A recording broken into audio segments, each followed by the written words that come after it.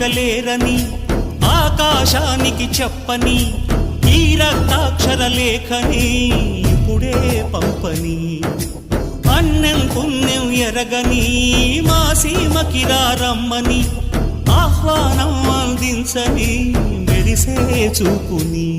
తొలగింది ముప్పు అని నీలి మప్పు మనసారా నవ్వని